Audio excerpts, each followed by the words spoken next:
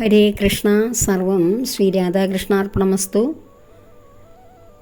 2024 April 19 വെള്ളിയാഴ്ച കാമദ ഏകാദശിയാണ് കടന്നു വരുന്നത്. ചൈത്രമാസത്തിലെ ശുക്ലപക്ഷ ഏകാദശിയാണ് കാമദ ഏകാദശി. ഈ ഏകാദശിക്ക് മറ്റ് ഏകാദശികൾ പോലെ തന്നെ വളരെ പ്രാധാന്യമുള്ള ഒന്നാണ്. ഏകാദശി വ്രതങ്ങളുടെ മാഹാത്മ്യ കഥകൾ കേൾക്കുന്നത് തന്നെ വ്രതം എടുക്കുന്ന പോലെ തന്നെ പുണ്യമുള്ള കാര്യമാണെന്ന് ശ്രീകൃഷ്ണ പരമാത്മാവ് യുധിഷ്ഠിര മഹാരാജാവിനോട് ഉപദേശിച്ചു കൊടുക്കുന്നുണ്ട്. ഈ കാമദ ഏകാദശി കഥയും വസിഷ്ഠ മഹർഷി സൂര്യവംശത്തിലെ 63ാമത്തെ രാജാവായ ദിലീപ മഹാരാജാവിന് വസിഷ്ഠ മഹർഷി പറഞ്ഞു കൊടുക്കുന്നുണ്ട്. സൂര്യവംശത്തിലെ 63ാമത്തെ രാജാവായിരുന്നു ദിലീപൻ. ആ ദിലീപൻ്റെ പേരാണ് ഖഡ്വാങ്കൻ. അത് എഴുത്തച്ഛൻ്റെ ഹരിനാമ കീർത്തനത്തിൽ ഈ ഖഡ്വാങ്കനെക്കുറിച്ച് പരാമർശം വരുന്നുണ്ട്. ഈ ദിലീപ മഹാരാജാവിന് ശേഷം അദ്ദേഹത്തിൻ്റെ മകനായിരുന്നു രഘു. അങ്ങനെയാണ് രഘുവംശത്തിൽ നമ്മുടെ രാഘവനായ ശ്രീരാമചന്ദ്രപ്രഭു ജനിച്ചത്. സൂര്യവംശ രാജാക്കന്മാരായിരുന്നു അവർ. അതിലേറ്റവും ശ്രേഷ്ഠനായ രാജാവായിരുന്നു രഘു എന്നറിയപ്പെടുന്നത്. അത് ഈ ദിലീപൻ്റെ ഖഡ്വാങ്കൻ്റെ മകനായിരുന്നു. രഘുവിൻ്റെ മകനാണ് അജൻ. ആ അജ മഹാരാജാവിൻ്റെ മകനാണ് ദശരഥ മഹാരാജാവ്. ദശരഥൻ്റെ മകനാണ് ശ്രീരാമചന്ദ്രപ്രഭു. അപ്പോൾ ശ്രീരാമചന്ദ്രൻ രഘുവംശത്തിലെ 67ാമത്തെ രാജാവായിരുന്നു. അപ്പോൾ ഈ അജ രാജാവും ഭാര്യയും ഇങ്ങനെ ഒന്നിച്ച് ജീവിച്ച് അവർക്ക് മകനുണ്ടായി. ദശരഥ മഹാരാജാവ് ഉണ്ടായതിനു ശേഷം അജ മഹാരാജാവിൻ്റെ ഭാര്യ ഇന്ദുമതിയും ഈ അജ മഹാരാജാവും അങ്ങനെ ഒരു ഗന്ധർവൻ്റെ ശാപം ഏറ്റാണ് അവർ ഭൂമിയിൽ മനുഷ്യരായി ജനിക്കുന്നതൊക്കെ. അതൊരു വേറൊരു കഥയാണത്. കഥയല്ല, സംഭവം തന്നെ. അങ്ങനെ പ്രസവത്തോടെ ഈ ദശരഥ മഹാരാജാവിനെ പ്രസവിക്കുന്ന സമയത്ത് ആ പ്രസവത്തോടെ ഈ അജ മഹാരാജാവിൻ്റെ ഭാര്യയായ ഇന്ദുമതി മരിച്ചു പോകുന്നു. തൻ്റെ ഭാര്യ നഷ്ടപ്പെട്ട വിഷമത്തിൽ അധികം നാൾ തുടരാതെ അജനും മരണപ്പെടുന്നു. അങ്ങനെ ആ വേദനയിൽ മരണപ്പെട്ടു പോകുന്നു. അതിനുശേഷം അങ്ങനെ അവർ വീണ്ടും ഗന്ധർവ ലോകത്തേക്ക് പോവുകയാണ് ചെയ്യുന്നത്. മനുഷ്യലോകത്തു നിന്നും ശാപമോചനമൊക്കെ നേടി തിരിച്ചു പോകുന്നു. അതിനുശേഷം ഈ ദശരഥ മഹാരാജാവിനെ വളർത്തുന്നത് ഈ രഘുവംശത്തിൻ്റെ കുലഗുരുവായ വസിഷ്ഠ മുനിയും ഭാര്യ അരുന്ധതി ദേവിയുമാണ് ദശരഥനെ വളർത്തുന്നത്. ഭൃഗു മഹർഷിയാണ് ദശരഥ മഹാരാജാവിനെ ആയോധന കലകളൊക്കെ പഠിപ്പിച്ചു കൊടുക്കുന്നത്. അതുപോലെ തന്നെ ദശരഥന് ഈ അയോധ്യ എന്ന രാജ്യവും അതിൻ്റെ തലസ്ഥാനവും എല്ലാം ഉണ്ടാക്കി കൊടുത്തത് വൈവസ്വത മനുവാണ്. അപ്പോൾ കോസല രാജകുമാരി ആയ കൗസല്യയാണ് ദശരഥൻ്റെ ഭാര്യ. അങ്ങനെ അതുകൊണ്ടാണ് കോസല രാജകുമാര എന്ന് രഘുരാമനെ നമ്മൾ വിശേഷിപ്പിക്കുന്നത്. അപ്പോൾ അതാണ് ആ രഘുരാമൻ്റെ, അതായത് നമ്മുടെ ശ്രീരാമചന്ദ്രപ്രഭുവിൻ്റെ ചരിത്രം. അതിൽ ദിലീപ മഹാരാജാവ്, അതായത് ഖഡ്വാങ്കൻ, അദ്ദേഹത്തിനോട് വസിഷ്ഠ മഹാമുനി പറഞ്ഞു കൊടുക്കുന്ന കഥയാണ് ഈ കാമദ ഏകാദശിയുടെ വ്രതമാഹാത്മ്യം. രത്നപുരി എന്ന് പറയുന്ന വളരെ സമ്പന്നമായ, ആ പേര് പോലെ തന്നെ രത്നങ്ങൾ വാരിച്ചൊരിയുന്ന, സന്തോഷവും സമാധാനവും നിലനിൽക്കുന്ന, വളരെ സത്യസന്ധമായിട്ടുള്ള എല്ലാ ഐശ്വര്യങ്ങളും നിറഞ്ഞ ഒരു രാജ്യമുണ്ടായിരുന്നു. അവിടുത്തെ രാജാവായിരുന്നു പുണ്ടരീകൻ. അദ്ദേഹം വളരെ വളരെ സന്തോഷത്തോടു കൂടിയുള്ള, എപ്പോഴും സംഗീതവും നൃത്തവും അങ്ങനെ ആനന്ദം മാത്രം തിരതല്ലുന്ന ഒരു രാജ്യമായിരുന്നു. അവിടെ യക്ഷന്മാർ, കിന്നരന്മാർ, ഗന്ധർവന്മാരൊക്കെ വന്നു പോവുകയും സന്ദർശിക്കുകയൊക്കെ ചെയ്യുന്ന സ്ഥലമായിരുന്നു. അവിടുത്തെ രാജസഭയിൽ, ഈ പുണ്ടരീകൻ്റെ രാജസഭയിൽ ഗാനം ആലപിക്കുന്ന രണ്ട് പേരായിരുന്നു, ഗാനം ആലപിക്കുന്നവരായിരുന്നു. ലളിത് എന്ന ഗന്ധർവനും അദ്ദേഹത്തിൻ്റെ ഭാര്യയായ ലളിതയും. അവർ തമ്മിൽ വളരെ സ്നേഹബന്ധത്തിലേർപ്പെട്ട് അഗാധമായ പ്രേമബന്ധത്തിലാണ് അവർ ജീവിച്ചിരുന്നത്. പരസ്പരം പിരിഞ്ഞിരിക്കാൻ പോലും കഴിയാതെ ഏത് നിമിഷവും ഭാര്യാഭർത്തൃ സ്നേഹത്തിൻ്റെ ആഴങ്ങളിൽ ഒരേപോലെ സന്തോഷമായി ജീവിച്ചിരുന്ന ഗന്ധർവനും ഭാര്യയുമായിരുന്നു ലളിതും ലളിതയും. അപ്പോൾ ഒരു ദിവസം എന്തോ അസ്വസ്ഥത കാരണം ഈ ലളിത ഈ രാജസഭയിലേക്ക്, പുണ്ടരീകൻ്റെ രാജസഭയിലേക്ക് വരാൻ പറ്റാതെയായിപ്പോയി. അപ്പോൾ ഈ ഗന്ധർവന്മാരുടെ ജോലി എന്ന് പറയുന്നത് രാജകൊട്ടാരത്തിൽ അവിടെ രാജകൊട്ടാരത്തിലുള്ളവരെ, രാജാവിനെയും സഭാവാസികളെയും ഒക്കെ മധുരമായ ഗാനങ്ങൾ ആലപിച്ച് സന്തോഷിപ്പിക്കുക എന്നതാണ്. ഇപ്പോഴും നമ്മുടെ ഈ കലിയുഗത്തിലും എല്ലാ യുഗങ്ങളിലും എല്ലാവരും കടന്നു പോകുന്നുണ്ട്. നാമും മുൻപുള്ള യുഗങ്ങളിൽ ഉണ്ടായിരുന്നു, മറ്റു പേരുകളിലും മറ്റു രൂപങ്ങളിലുമൊക്കെ ആണെന്നേ ഉണ്ട്.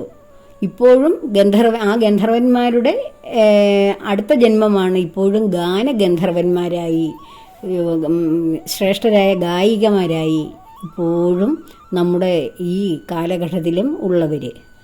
അപ്പോൾ അങ്ങനെ ഈ ലളിത് എന്ന് പറയുന്ന ഈ ഗന്ധർവൻ മനോഹരമായ ഗാനങ്ങൾ ആലപിച്ച്, വളരെ റൊമാൻറ്റിക്കായിട്ടുള്ള ഗാനങ്ങളൊക്കെ ആലപിച്ച് രാജാവിനെ ഇങ്ങനെ സന്തോഷിപ്പിക്കുന്ന അവസരത്തിൽ ആ ഗാനങ്ങളുടെ വരികളിലൂടെ കടന്നു പോയപ്പോൾ ആ വരികളിൽ പ്രതിഷ്ഠിച്ചത് തൻ്റെ ഭാര്യയാണ്, ലളിതയെ. അപ്പോൾ ലളിതയുടെ അഭാവത്തിൽ ലളിതയെ ഓർത്ത് ആ ഗാനങ്ങൾ ആലപിക്കുകയാണ്. അപ്പോൾ ഒരു റൊമാൻറ്റിക് മൈൻഡുള്ള ഒരു വ്യക്തി, ഗായകൻ കൂടിയാണെങ്കിൽ അദ്ദേഹത്തിൻ്റെ മനസ്സിൽ ആ കാവ്യഭാവന ഉണരുമ്പോൾ സംഗീതത്തിൻ്റെ വരികളിലൂടെ അദ്ദേഹം കാണുന്നത് തൻ്റെ പ്രിയപ്പെട്ട കാമുകിയായിരിക്കും. അങ്ങനെ അറിയാതെ ആ ഗാനത്തിൻ്റെ ഈരടികൾ പിന്തുടരുന്ന ഈ ലളിത് എന്ന് പറയുന്ന ഈ ഗായകൻ, അതായത് ആ ഗന്ധർവൻ, അദ്ദേഹത്തിൻ്റെ ഭാര്യയെ ഓർത്തുകൊണ്ടാണത് പാടിയത്. അറിയാതെ സംഭവിച്ചതാണ്. അങ്ങനെ പാടിയപ്പോൾ ആ ഭാര്യയുമായിട്ടുള്ള ബന്ധത്തിൻ്റെ ആഴം കാരണം ഇദ്ദേഹം പാടിയ വരികളിൽ താളത്തിന് ശ്രുതി ഒക്കെ പിഴയ്ക്കുന്നതായിട്ട് ആ രാജസഭയിലുണ്ടായിരുന്ന കാർകോടകൻ എന്ന നാഗശ്രേഷ്ഠൻ തിരിച്ചറിയുന്നു. ഈ പാടിക്കൊണ്ടിരിക്കുന്ന ലളിതിൻ്റെ മനസ്സിൽ കടന്നു പോകുന്നത് തൻ്റെ ഭാര്യയുമായിട്ടുള്ള പ്രേമചിന്തകളാണെന്ന് മനസ്സിലാക്കിക്കൊണ്ട്, അതുകൊണ്ടാണ് ശ്രുതി പിഴച്ചത്, ഗാനം മോശമായതെന്ന് പുണ്ടരീകനോട് പറഞ്ഞു കൊടുക്കുന്നു ഈ കാർകോടകൻ. അത് മനസ്സിലാക്കിയ രാജാവ് വളരെ കോപാകുലനാകുന്നു. ഇത്രയും ശ്രേഷ്ഠമായ ഒരു രാജസഭയിൽ വളരെ ശ്രദ്ധയോടുകൂടി, ശ്രുതി മാധുര്യത്തോടുകൂടി ശ്രേഷ്ഠമായി ഗാനം ആലപിക്കേണ്ടയാൾ തൻ്റെ ഉത്തരവാദിത്തങ്ങൾ മറന്ന് കേവലം ലൗകികമായ ചിന്തകളിലേക്ക് വ്യാപരിച്ച് തൻ്റെ കൃത്യനിർവഹണം തെറ്റിച്ചത് കാരണം രാജാവ് ശപിക്കുന്നു പുണ്ടരീകനെ, നീ ഒരു രാക്ഷസനായി പോകട്ടെ എന്ന്. എത്രയോ സൗന്ദര്യമുള്ള ആ ഗന്ധർവശ്രേഷ്ഠൻ തൻ്റെ സൗന്ദര്യമെല്ലാം നഷ്ടപ്പെട്ട് വെറും രാക്ഷസനായി, ജടകളൊക്കെ ബാധിച്ച് നഖവും പല്ലുമൊക്കെ വളർന്ന് ക്രൂരമായ മുഖഭാവവും അങ്ങനെയുള്ള മോശമായ ഒരു അവസ്ഥയിലേക്ക്, സംസ്കാരവും രൂപവും എല്ലാം മോശമായ ഒരു അവസ്ഥയിലേക്ക് മാറട്ടെ എന്ന് ശപിക്കുകയും ആ ശാപം ഏറ്റുവാങ്ങി ഇദ്ദേഹം ഒരു രാക്ഷസനായി മാറുകയും ചെയ്യുകയാണ്. ഇതറിഞ്ഞ ലളിത അതീവ ദുഃഖിതയാണ്. തൻ്റെ പ്രിയതമനെ പിരിഞ്ഞിരിക്കാൻ കഴിയാതെ വിഷമിച്ച ലളിത ഇതിനുവേണ്ടി ഒരു പരിഹാരത്തിന് വേണ്ടി ഇങ്ങനെ പ്രാർത്ഥനയോടെ നടന്നു. അവസാനം ശൃംഗി മഹർഷിയാണ് ലളിതയെ സമാധാനിപ്പിക്കുന്നു, ആശ്വസിപ്പിക്കുന്നു. ശ്രേഷ്ഠമായ രീതിയിൽ ചിട്ടയോടുകൂടി, ആചാരത്തോടുകൂടി, എല്ലാ അനുഷ്ഠാനങ്ങളോടും കൂടി കാമത ഏകാദശി എടുക്കൂ, ഭഗവാനോട് തൻ്റെ ആഗ്രഹം പറയൂ, എല്ലാ കാമങ്ങളും ഭഗവാൻ സാധിച്ചു തരും. അതാണ് ആ കാമത ഏകാദശിയുടെ പ്രത്യേകത. മനസ്സിൽ കാമം എന്ന് വെച്ചാൽ ആഗ്രഹം. ആരെയെങ്കിലും കാമിക്കുന്നവർ കൂടി കാമത ഏകാദശി എടുത്താൽ അവരുടെ ആ പ്രണയം സാഫല്യത്തിൽ എത്തും എന്നാണ് ഇതിൻ്റെ മറ്റൊരു വശം കൂടി. കാരണം ലളിതനോടുണ്ടായിരുന്ന ആ പ്രണയത്തിൻ്റെ, ആ ആഗ്രഹത്തിൻ്റെ, കാമത്തിൻ്റെ ഒരു പരിപൂർണത ഉണ്ടാവുകയാണ് ഈ ഏകാദശി എടുക്കുന്നതിലൂടെ. അങ്ങനെയാണ് കാമത ഏകാദശി എന്ന നാമം ഈ ഏകാദശിക്ക് ഉണ്ടായത്. ഇത് വസിഷ്ഠ മഹർഷി ദിലീപ മഹാരാജാവിന് ഖഡ്വാങ്കന് പറഞ്ഞു കൊടുക്കുന്നതാണ് ഈ ഏകാദശി വ്രതമാഹാത്മ്യം. അങ്ങനെ നമ്മുടെ ലളിത വളരെ തൻ്റെ ഭർത്താവിനെ പഴയ രൂപത്തിൽ വീണ്ടും കിട്ടി, വീണ്ടും തങ്ങളുടെ ജീവിതം പൂർവാധികം സ്നേഹത്തോടുകൂടി അനുരാഗബദ്ധതയോടുകൂടി മുന്നോട്ട് കൊണ്ടുപോകാൻ ആഗ്രഹിച്ചിരുന്ന ലളിത ഏത് വലിയ വ്രതവും ഏത് അനുഷ്ഠാനങ്ങളും ചിട്ടയോടെ എടുക്കുവാൻ തയ്യാറായിരുന്നു. അങ്ങനെ കാമത ഏകാദശി എടുത്തു. ഊണിൽ ഉറക്കമില്ലാതെ ആ ദിവസം കഴിച്ചുകൂട്ടി ഭഗവാന്റെ മുമ്പിൽ തൻ്റെ ആഗ്രഹം സാധിച്ചു കിട്ടുവാൻ വേണ്ടി കേണപേക്ഷിച്ചു. അങ്ങനെ ലളിതിന് ശാപമോചനം ലഭിക്കുകയും പഴയ രൂപത്തിൽ തന്നെ ഗന്ധർവനായി, സുന്ദരനായി, സർവ്വ കഴിവുകളും ഗാനഗന്ധർവനായി മാറി വീണ്ടും ആ സഭയിലെത്തി അവർ വീണ്ടും നന്നായി ഒന്നിച്ച് ജീവിക്കുകയും ചെയ്യുകയാണ് ഈ കാമത ഏകാദശി വ്രതം എടുത്തതിലൂടെ. അപ്പോൾ ഇതാണ് അതിൻ്റെ വ്രതകഥ. ഇത് കേൾക്കുന്നതും ഇങ്ങനെ ഓരോ ഏകാദശിക്കും വ്രതകഥകളുണ്ട്. ഇത് ഞാൻ കഴിഞ്ഞ വർഷവും ഈ കഥ ഞാൻ പറഞ്ഞു തന്നതാണ്. അപ്പോൾ ഈ ഏകാദശി വ്രതങ്ങളെല്ലാം എടുക്കുന്നതും ഇതിൻ്റെ വ്രത മാഹാത്മ്യം അറിയുന്നതും മറ്റുള്ളവരെ എടുക്കാൻ പ്രേരിപ്പിക്കുന്നതും എല്ലാം വളരെ ശ്രേഷ്ഠം തന്നെയാണ്. അതുകൊണ്ടാണ് ഞാൻ വീണ്ടും വീണ്ടും അറിയാത്തവരുണ്ടെങ്കിൽ, വീണ്ടും കേൾക്കാത്തവരുണ്ടെങ്കിൽ, ഏകാദശി എടുക്കാത്തവരുണ്ടെങ്കിൽ എടുത്തോട്ടെ, ഇതിൻ്റെ മാഹാത്മ്യം അറിയട്ടെ, എല്ലാവരുടെയും ജീവിതത്തിൽ ഭഗവാന്റെ ചൈതന്യം വാരി വിതറട്ടെ എന്ന് കരുതിയാണ് ഇതൊക്കെ വീണ്ടും വീണ്ടും വിശദീകരിക്കുന്നത്. അപ്പോൾ ഈ ഏകാദശിയുടെ തിഥി തുടങ്ങുന്നത്, കാമത ഏകാദശിയുടെ തിഥി തുടങ്ങുന്നത് ഏപ്രിൽ 18-ാം തീയതി വ്യാഴാഴ്ച വൈകുന്നേരം 5:32 തിഥി ആരംഭിക്കുന്നത്. ഏപ്രിൽ 19 രാത്രി 8:05 ഏകാദശി തിഥി അവസാനിക്കുന്നു. ഏപ്രിൽ 19 രാത്രി 8:05 ഏകാദശി തിഥി അവസാനിക്കുന്നു. അതുപോലെ തന്നെ പാരണ സമയം ഏപ്രിൽ 20 രാവിലെ 6:05 മുതൽ 8:37 വരെയുള്ള സമയമാണ് പാരണയ്ക്കുള്ള സമയം. ഏപ്രിൽ 20 രാവിലെ 6:05 മുതൽ 8:37 വരെയുള്ള സമയം. ഹരിവാസര സമയവും ഏകാദശി വ്രതങ്ങളിൽ ഏറ്റവും ശ്രേഷ്ഠമാണ്. ഹരിവാസര സമയം തുടങ്ങുന്നത് ഏപ്രിൽ 19 ഉച്ച കഴിഞ്ഞ് 2:44 മുതൽ. ഏപ്രിൽ 19 ഏകാദശി വ്രതം അനുഷ്ഠിക്കുന്ന ആ ദിവസം വെള്ളിയാഴ്ച ഉച്ച കഴിഞ്ഞ് 2:44 മുതൽ ഏപ്രിൽ 20 വെളുപ്പിന്, ഏപ്രിൽ 20-ാം തീയതി അതിരാവിലെ വെളുപ്പിന് 2:44 വരെയാണ് ഹരിവാസര സമയം. അപ്പോൾ ഹരിവാസര സമയം പറഞ്ഞു, പാരണ സമയം പറഞ്ഞു, ഏകാദശി തിഥിയുടെ കാര്യവും പറഞ്ഞു. അപ്പോൾ ഏകാദശി വ്രതം എടുക്കുന്നത് എങ്ങനെയാണെന്ന് എല്ലാവർക്കും അറിയാമല്ലോ. 3 ദിവസമാണ് ഏകാദശി വ്രതം അനുഷ്ഠിക്കുന്നത്. ദശമി ദിവസം തന്നെ തുളസി ഇലകൾ നമ്മൾ പറിച്ച് സൂക്ഷിച്ചു വയ്ക്കുന്നു. അന്ന് ഒരു നേരം മാത്രം അരിഭക്ഷണം കഴിക്കുന്നു. ബാക്കി 2 നേരങ്ങളിലും മറ്റു ഭക്ഷണങ്ങൾ കഴിക്കുന്നു. വൈകുന്നേരം ലഘുഭക്ഷണം കഴിച്ചാൽ മതി. അതിനുശേഷം പിറ്റേ ദിവസം ഏകാദശി ദിവസമായ ഏപ്രിൽ 19-ാം തീയതി അതിരാവിലെ തന്നെ ബ്രഹ്മയാമത്തിൽ ഉണർന്ന് സ്നാനാദി കാര്യങ്ങളൊക്കെ നടത്തി ദീപം തെളിച്ച് ഭഗവാന്റെ മുന്നിൽ അറിയാവുന്ന നാമജപങ്ങൾ, അതിന് പുതിയ നാമം ഒന്നും പഠിക്കേണ്ട കാര്യമില്ല, നമുക്കറിയാവുന്ന ഭഗവാന്റെ നാമങ്ങൾ, മന്ത്രങ്ങൾ ഒക്കെ ജപിച്ചുകൊണ്ട് സദാ ഭഗവാനുമോട് ചേർന്നിരുന്ന് തൻ്റെ ആഗ്രഹങ്ങൾ എന്താണ്, തനിക്ക് മനസ്സിലുള്ള കാമങ്ങൾ എന്തൊക്കെയാണ് അത് പറഞ്ഞ് പ്രാർത്ഥിക്കുക. അടുത്ത് വിഷ്ണു ക്ഷേത്രങ്ങളോ അവതാര ക്ഷേത്രങ്ങളോ ഉണ്ടെങ്കിൽ അവിടെ പോയി രാവിലെ ഭഗവാനെ ദർശനം നടത്തി നൈവേദ്യങ്ങളൊക്കെ സമർപ്പിക്കാം. തൃക്കൈവെണ്ണയോ അല്ലെങ്കിൽ ഭഗവാന് കദളിപ്പഴവും പാൽപ്പായസവും നമ്മുടെ ശക്തിക്കൊത്ത എന്തെങ്കിലും നിവേദ്യങ്ങളൊക്കെ സമർപ്പിക്കുക, പ്രാർത്ഥിക്കുക. ഭഗവാനോടൊപ്പം സദാ ഇരിക്കുക. അതായത് ക്ഷേത്രത്തിൽ വൈകുന്നേരം വരെ ഇരിക്കുക എന്നല്ല, നമ്മുടെ ഹൃദയത്തിൽ ഭഗവാനെ ചേർത്ത് വെക്കുക പിടിവിടാതെ.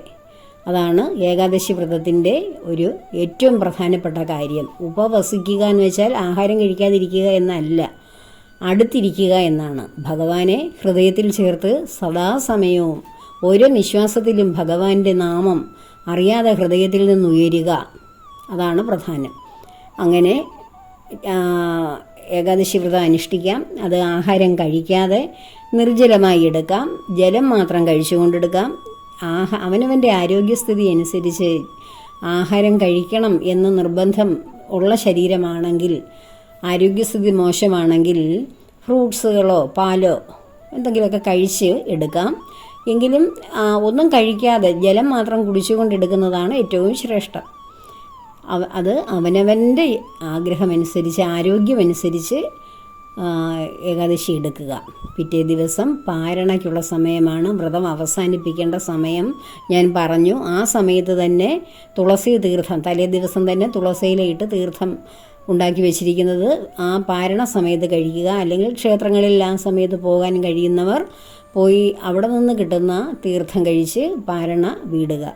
വീണ്ടും ദ്വാദശി ദിവസം ഒരു നേരം മാത്രം അരിഭക്ഷണം കഴിച്ച് മറ്റ് 2 നേരങ്ങളിൽ മറ്റു ഭക്ഷണം കഴിച്ച് അന്നും ഉപവാസത്തോടുകൂടി തന്നെ ഇരിക്കണം.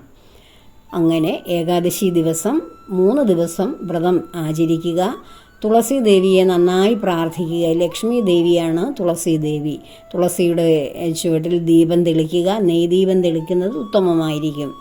തുളസിയെ 3 പ്രാവശ്യം പ്രദക്ഷിണം വയ്ക്കുക. പ്രസീദ തുളസി ദേവി പ്രസീദ ഹരിവല്ലഭേ ക്ഷീരോദ് മദനോദ്ഭൂതേ തുളസി ത്വാം നമാമ്യഹം. ഇതാണ് തുളസി ദേവിയെ പ്രാർത്ഥിക്കുവാനുള്ള മന്ത്രം. ഇതൊക്കെ ഞാൻ പല ആവർത്തി പറഞ്ഞിട്ടുള്ളതാണ്, എഴുതിയിട്ടതും ആണ്. അപ്പോൾ ഇങ്ങനെയൊക്കെയാണ് ഏകാദശി വ്രതങ്ങൾ അനുഷ്ഠിക്കുന്നത്. ഇത്രയും കേട്ടിട്ടും ഇനിയും സംശയമുണ്ടെങ്കിൽ കമൻറ്റ് ചെയ്യുക, മറുപടി തരുന്നതായിരിക്കും. അപ്പോൾ എല്ലാവരും ഏകാദശി വ്രതം അനുഷ്ഠിക്കുവാൻ, എല്ലാവരുടെയും മനസ്സിൽ എന്തെങ്കിലുമൊക്കെ ആഗ്രഹങ്ങളില്ലേ? നമ്മൾ ആഗ്രഹങ്ങളെല്ലാം നഷ്ടപ്പെട്ട് അല്ലല്ലോ ഭൂമിയിൽ ജീവിക്കുന്നത്. ക്രമേണ ആഗ്രഹങ്ങൾ ഭഗവാനിലേക്ക് വരുമ്പോൾ ആഗ്രഹങ്ങൾക്കൊരു ശമനമുണ്ടാകും. എങ്കിലും നമ്മൾ ഈ ഭൗതികതയിൽ ജീവിക്കുമ്പോൾ നമുക്ക് ധാരാളം ആഗ്രഹങ്ങളും ആവശ്യങ്ങളും ഒക്കെ ഉണ്ടാവും ഭഗവാന്റെ മുന്നിൽ സമർപ്പിക്കാൻ. ആ ആഗ്രഹ പൂർത്തീകരണത്തിന് വേണ്ടി കാമത ഏകാദശി എടുക്കാൻ കഴിയുന്നവർ എല്ലാവരും എടുക്കുക.